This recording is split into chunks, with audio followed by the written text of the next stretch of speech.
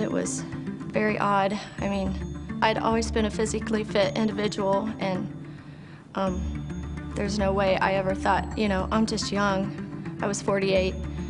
Only old people have strokes, but now I know that anyone at any age could have a stroke. I was visiting with my daughter. I went into the kitchen, and all of a sudden, all the symptoms of a stroke just hit me like a ton of bricks.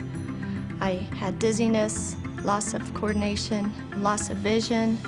I was stumbling into everything, and I had excessive sweating, which is not usually a symptom of stroke, but I was just burning up with what I thought was a fever. I thought, I must be getting the flu. I had no idea I was having a stroke.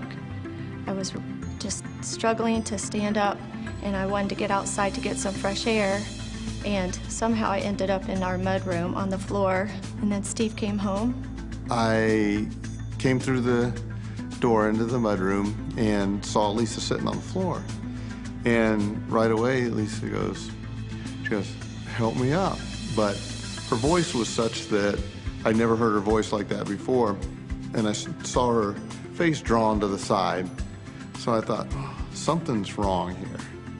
And years as a fireman, I've seen lots of strokes, but never thought my wife would ever have one. I reached to help her up, and she could only reach her, only lift her right side. Her left side was paralyzed, so I right away called 911 and started the EMS system coming to our house. The EMS arrived, and the lieutenant on that particular truck, she goes, I'm thinking Riverside, aren't you? And I said, I'm thinking Riverside too.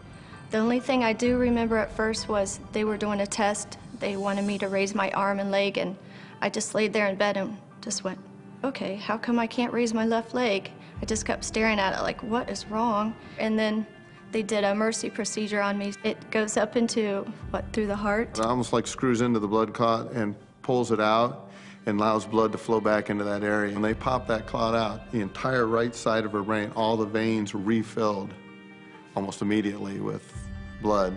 And then, you know, the rest is history, I guess. So pre-mercy procedure, I was paralyzed, and post-mercy procedure, I was able to have full movement on my left side, and full vision return. It was miraculous.